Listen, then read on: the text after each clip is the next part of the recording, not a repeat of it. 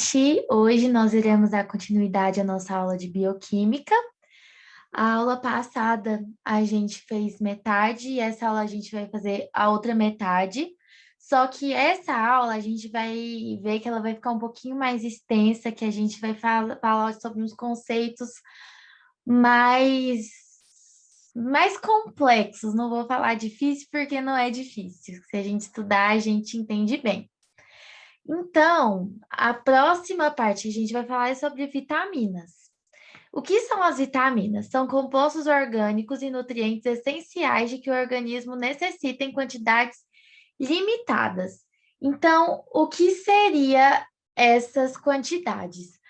Quando a vitamina está em quantidade muito alta, a gente tem um quadro chamado hipervitaminose. E quando o quadro está muito baixo, é a avitaminose. Esses quadros podem gerar muitos problemas para a gente, só que isso a gente não precisa ver agora a nível de ensino médio, isso é mais a nível de ensino superior mesmo, mas é importante a gente saber da avitaminose e da hipervitaminose.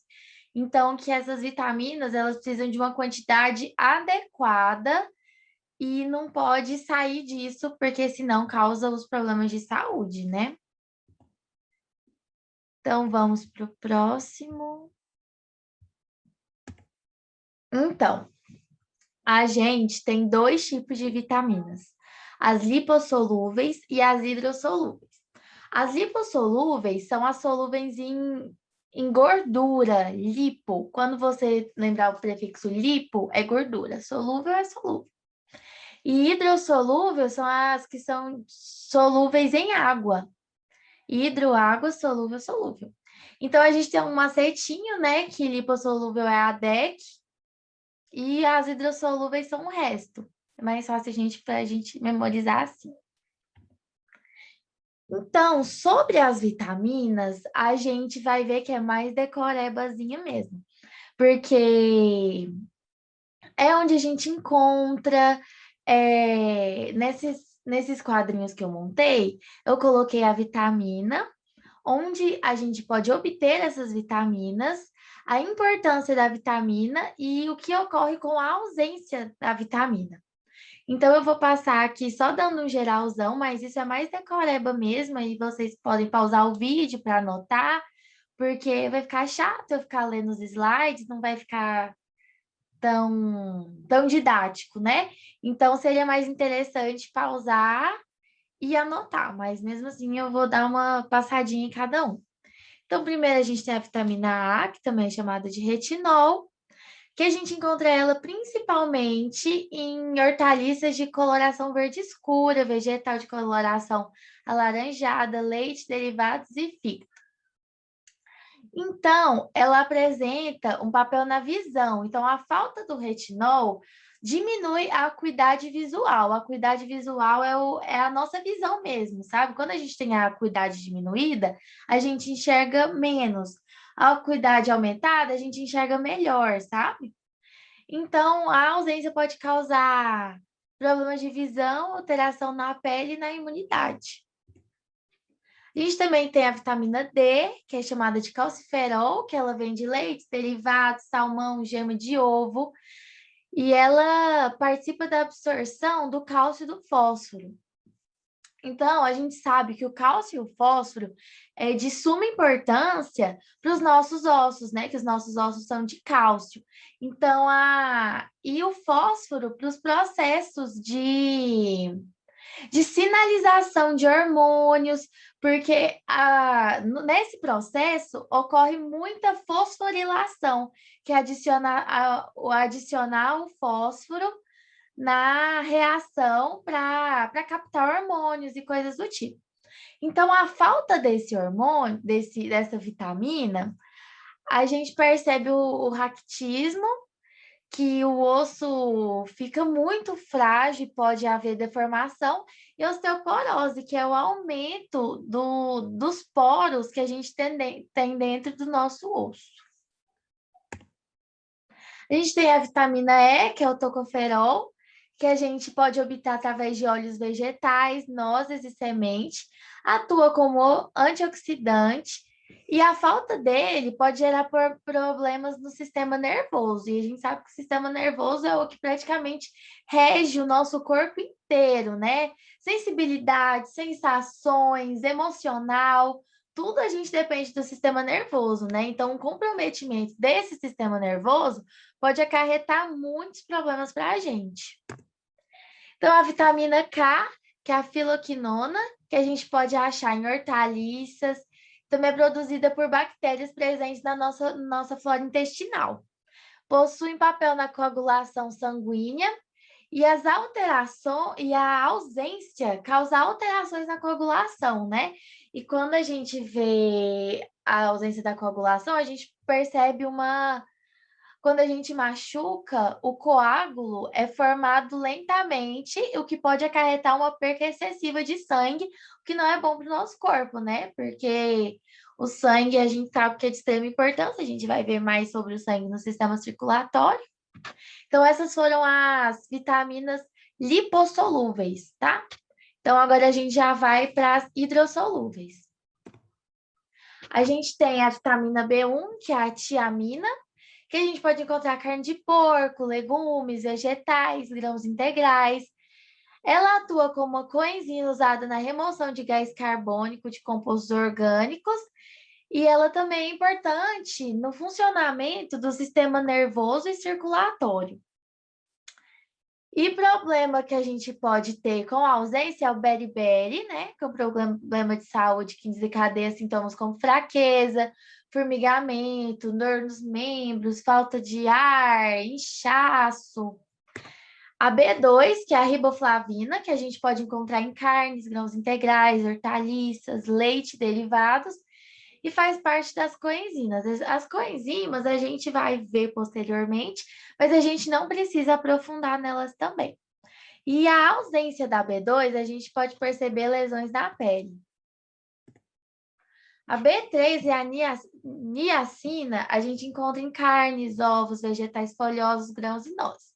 É componente também das coenzinas, que ajuda no funcionamento do sistema imunológico e nervoso. E a ausência da B3 pode causar lesões no aparelho gastrointestinal e na pele, e também a confusão mental. A vitamina B5, que é o ácido pantotênico, a gente encontra em carnes, hortaliças, grãos, frutas, leites e derivados. Relaciona-se com a formação da hemácia e previne a degeneração das cartilagens, que a gente sabe que as cartilagens também são de suma importância para a sustentação. A gente percebe cartilagem na orelha, no nariz, né? E a ausência dessa vitamina causa formigamentos, dormência e fadiga. A B6, que é a piridoxina, a gente encontra em carnes, grãos integrais, nozes e hortaliças. Ajuda na manutenção do sistema nervoso central e imunológico, e a ausência dela pode causar irritabilidade, anemia e espasmos musculares. Espasmos são os movimentos involuntários que às vezes o músculo pode realizar. A vitamina B7, também conhecida como biotina, a gente pode encontrar em hortaliça, ovo, carne. Ela auxilia na produção de ácidos graxos e redução dos níveis de glicose no sangue. E a ausência dela a gente pode perceber como um sinal ou sintoma, pele com escamações e problemas neuromusculares. Esses problemas neuromusculares, em questão, por exemplo, do nosso reflexo, que é a gente precisa dos neurônios e da nossa musculatura, né? A vitamina B9, que é o ácido fólico, que é muitas vezes prescrito para gestante, a gente pode encontrar em hortaliças verdes, nozes, legumes e grãos integrais. Atua na manutenção do sistema imunológico, nervoso e circulatório. E a ausência dessa vitamina pode causar anemia e problemas congênitos. Por esse motivo, é que muitas vezes o ácido fólico, que é a vitamina B9, é prescrito para as grávidas, né? Para evitar anemia, para manter a nutrição adequada para o feto e problemas congênitos também para o feto. Então, é por isso que a B9 é de suma importância principalmente para as gestantes. A B12, que é a cobalamina, que a gente pode encontrar em carnes, leites, derivados e ovos. Participa da produção dos ácidos nucleicos e das hemácias. Age também sobre as células nervosas e no equilíbrio hormonal. Sem essa vitamina, a gente pode perceber dormência, alterações neurológicas, anemia e a perca de equilíbrio. Então, agora, por último, a gente tem a vitamina C, que é o ácido ascórbico, que a gente pode encontrar em brócolis, frutas cítricas e tomate. É importante na síntese do colágeno, manutenção e integridade das paredes capilares e atua como antioxidante. E sem a vitamina C, pode causar uma doença chamada escorbuto, que é a doença que causa sangramento nas gengivas, fraqueza e irritação na pele.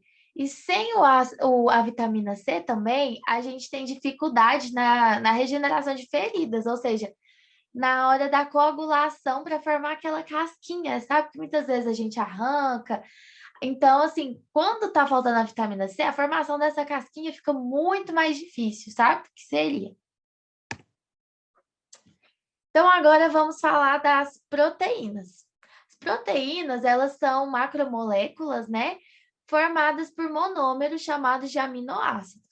E toda proteína é um polipeptídeo, mas nem todo polipeptídeo é uma proteína. Porque, assim, a gente tem... A proteína, ela é formada por 100 peptídeos, aminoácidos, né? Então, forma uma cadeia muito extensa. Então, aí sim, a partir dos 100 aminoácidos, a gente pode chamar essa cadeia de proteína. Mas quanto que o polipeptídeo não vai ser uma proteína? Abaixo dos 100 na cadeia. Então, ela ainda não vai ser uma proteína. Por isso que a gente fala que toda proteína é um polipeptídeo, mas nem todo polipeptídeo é uma proteína. Então, vamos falar um pouquinho dos aminoácidos. Os aminoácidos são o que formam as cadeias de polipeptídeo. Então, o que a gente tem aqui? A gente tem o prefixo amino, né? O radical, que ele vai variar, e a carboxila, né? Então, esse radical aqui, ele pode ser a leucina. A gente vai ver mais para frente vários tipos de radicais que vão entrar aí nos aminoácidos.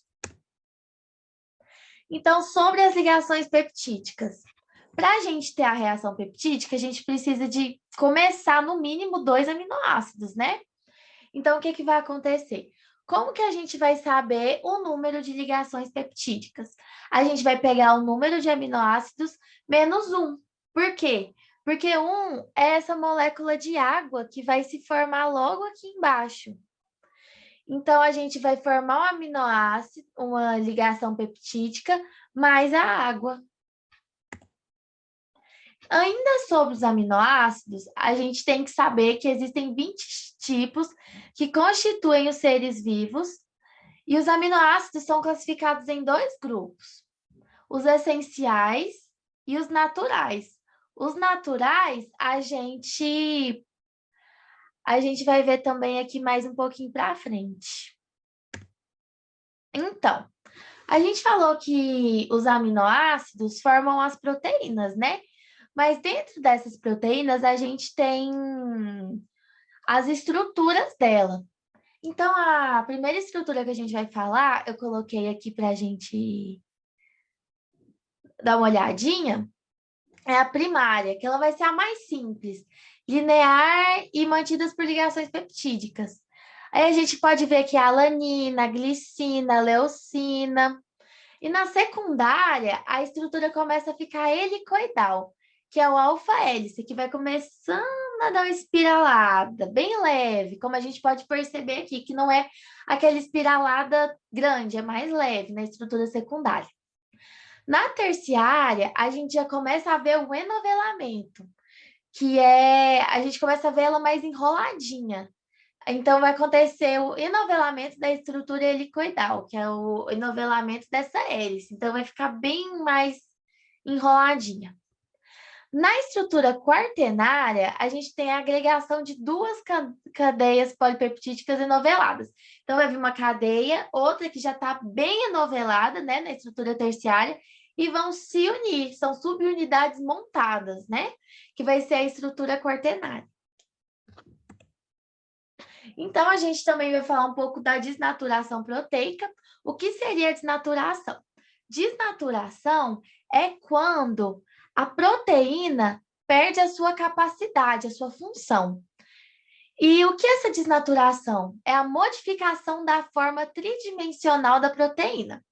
Porque tridimensional é quando a gente vê pelas 3 dimensões, né? Então, vamos supor que a proteína é assim, ó, bem bagunçadinha, tá vendo? Assim, bem bagunçada.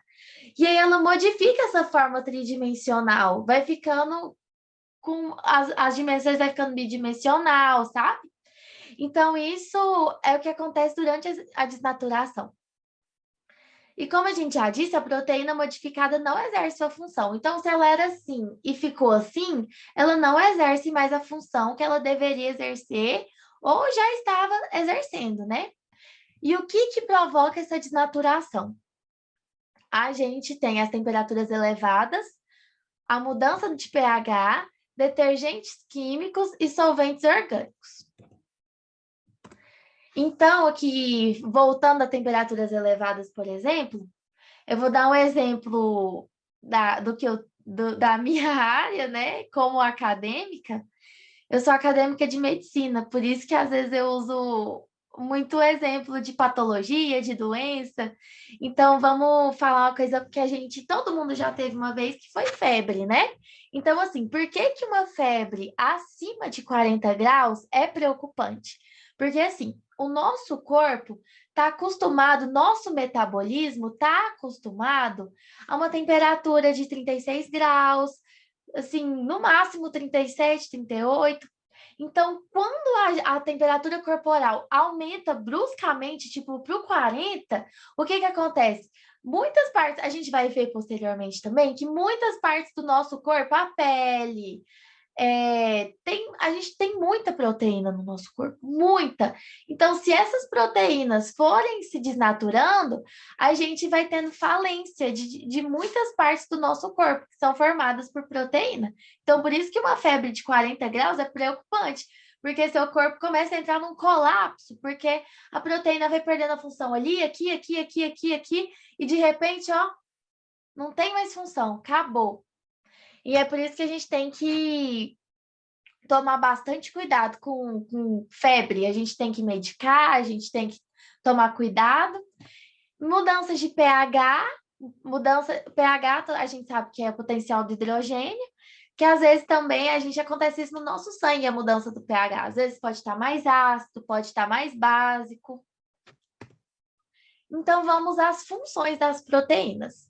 A primeira é a função estrutural, que é o colágeno que a gente tem na nossa pele para deixar a pele esticadinha. A quitina que a gente vê no exoesqueleto, que a gente vai ver em zoologia. A queratina que a gente vê no cabelo, na pele, que dá essa resistência, né, impermeabilidade. Hormonal, hormônios proteicos como a insulina e o glucagon, que a gente vai ver mais em sistema endócrino e fisiologia mais para frente. Respiratória, através da hemoglobina e da bioglobina, né, que carrega as moléculas necessárias, né, para nossa respiração, pelo transporte de oxigênio, né? A contrátil, que é a actina e a miosina, que é nos músculos. Carreadora, que a proteína, ela pode, como a hemoglobina e mioglobina, carregam, né, moléculas necessárias para o funcionamento do nosso corpo. Imunológico, que os anticorpos, que também são chamados de imunoglobulinas, são proteínas. E catalítica, são as enzimas que a gente vai ver agora também, que elas aceleram reações químicas. Então, vamos ver com as enzimas. Como eu disse, as enzimas são catalisadores biológicos, que elas aceleram a velocidade das reações. E as enzimas, apesar de acelerar os processos, ela não altera o produto final das reações, sabe? Então, isso não causa nada, assim, adverso para a saúde. E as enzimas, elas podem ser simples e conjugadas. Isso a gente não precisa adentrar também, porque não é necessário nesse primeiro momento de enzimas, né? A nível de ensino médio. Então, vamos falar sobre mecanismo de ação enzimática. Então, a gente falou que que ela acelera, né? E como que ela acelera? A gente vai ver em química também, com o professor de química, sobre energia de ativação. Então, o que que a enzima em reação catalisada faz? Ela diminui a energia de ativação necessária para iniciar uma reação, fazendo com que, assim, a reação seja mais rápida. Então, aqui a gente pode ver nesse primeiro gráfico aqui, que a energia de ativação está aumentada. E com a reação catalisada, com o uso de um catalisador, que é uma enzima, ela ficou menor, ou seja, está mais rápida, está acontecendo de maneira muito mais veloz. Então, agora a gente vai falar também das enzimas, continuar falando das enzimas, que elas são altamente específicas e geralmente possuem um tipo de substrato. E sobre o sistema chave-fechadura. Então, vamos lá, traduz. Vamos lá, traduzir então tudo que eu falei até agora. O que seria as enzimas serem altamente específicas? É porque a enzima ela tem um formato. É igual a chave e a fechadura, né? É muito difícil uma chave diferente entrar numa fechadura que não foi feita para ela, não é? E com a enzima é a mesma coisa. Como a gente está vendo no desenho aqui embaixo, na ilustração, a gente pode ver que a enzima tem um formato específico. Então, ela é muito específica, não é qualquer coisa que pode entrar e encaixar na enzima. Tem que ser um substrato específico. Então, aqui, por exemplo, a enzima, para acelerar o que está no substrato, entra, aí forma o complexo enzima-substrato, que também é chamado de sistema chave-fechadura, porque a fechadura para a chave certa, não é? Então, o que acontece? Depois da reação enzimática, os produtos saem numa velocidade aumentada e sem nenhuma alteração. Então, vamos ver agora os fatores que alteram nas reações enzimáticas. A temperatura. Como eu já falei, as enzimas funcionam em uma temperatura ótima, que é essa temperatura aqui, ó. Entre 30 e 40, tá vendo?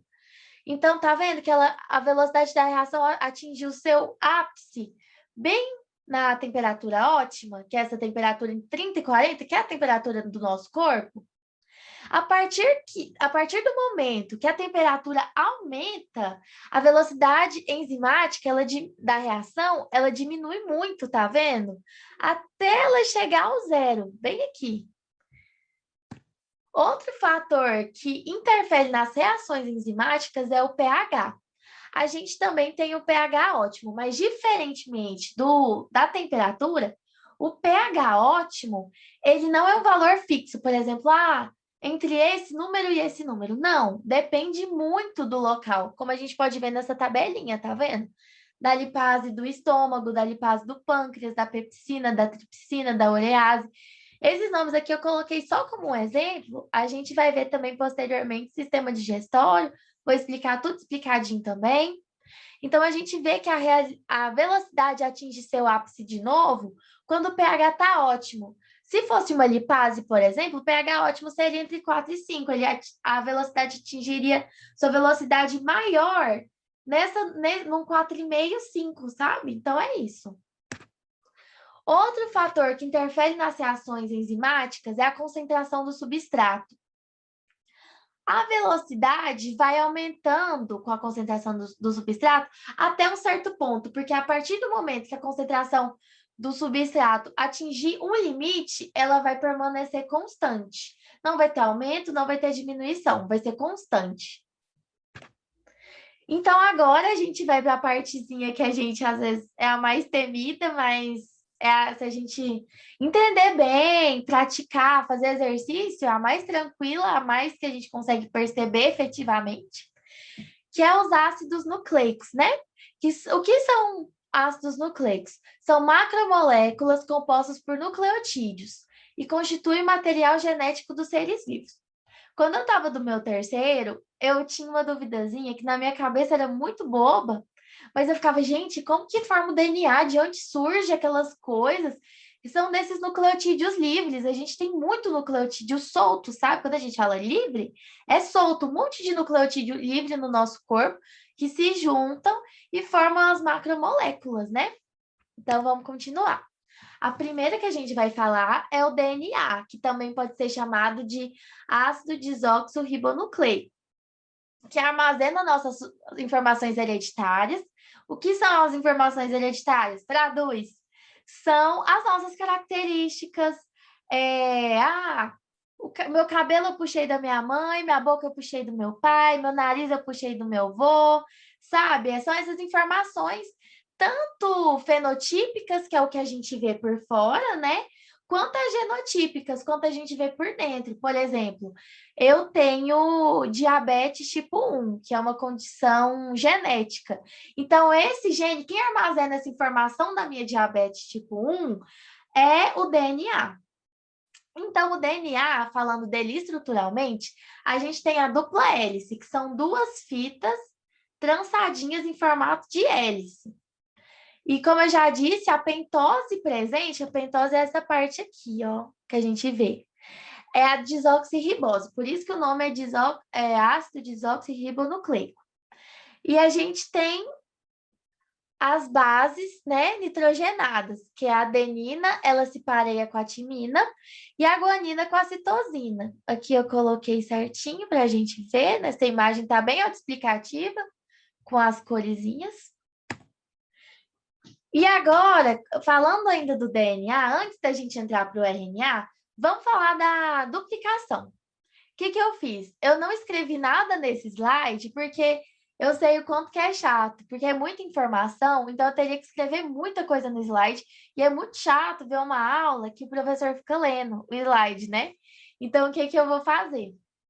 Eu deixei essa imagem, que ela tá bem limpa, bem sucinta, assim, para a gente ver, e eu vou explicando esse processo de duplicação. Então, vamos lá.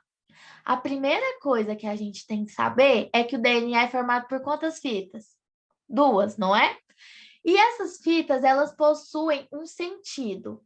Um sentido de 3 linhas para 5 linhas e a outra o sentido de 5 linhas para 3 linhas. Esse é o sentido, é o nome mesmo.